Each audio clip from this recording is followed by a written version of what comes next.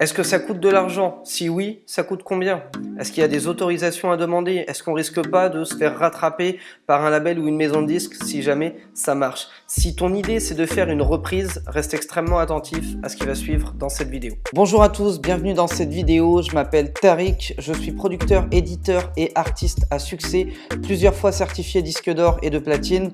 Et aujourd'hui, j'aide des artistes et des producteurs indépendants à vivre de leur musique. Alors déjà, une reprise, c'est quoi? Très important de définir ce que c'est. Une reprise, c'est quand vous rejouez un morceau existant sans le modifier. C'est-à-dire que vous prenez un morceau, je sais pas moi, Céline Dion, tiens par exemple, vous reprenez exactement la même ligne mélodique, la même basse, les mêmes accords, les mêmes mélos, etc. Vous rechantez exactement ce qu'elle chante au mot près et vous le sortez. C'est ça une reprise. Vous rejouez tous les instruments, vous réenregistrez les voix, vous refaites le mix, le master et vous sortez le morceau. Si jamais vous faites une seule modification dans l'œuvre, c'est plus une reprise, c'est une adaptation.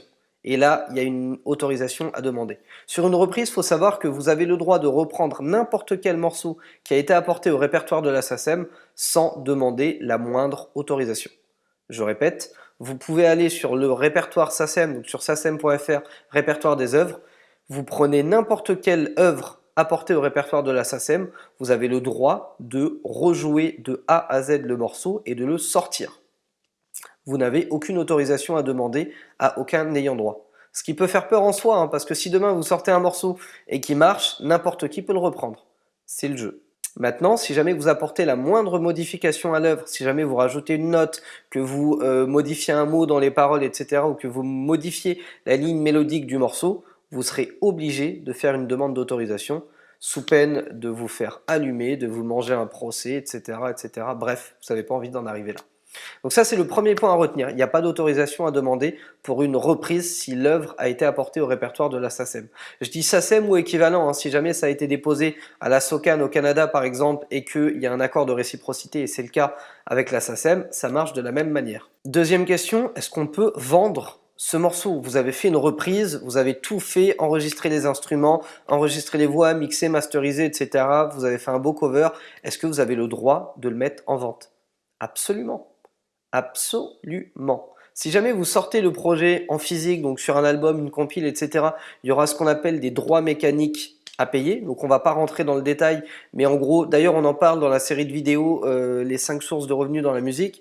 Mais en gros, dès que vous pressez un morceau donc sur un album en physique, vous devez reverser des droits en fait aux ayants droit. Donc à la fois aux éditeurs, aux auteurs, aux compositeurs, éventuellement aux arrangeurs si jamais il y en a eu sur le morceau. Si ce n'est pas le cas, vous ne payez absolument rien.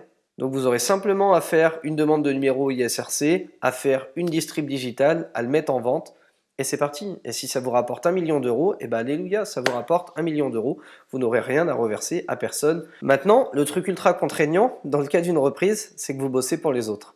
Si jamais, je vous donne un exemple, si jamais vous faites une reprise de Drake, et que vous êtes numéro 1 dans le monde avec, ça va générer des millions d'euros de droits d'auteur. C'est pas vous qui allez les encaisser, c'est Drake. Enfin Drake ou les gens qui ont créé le morceau.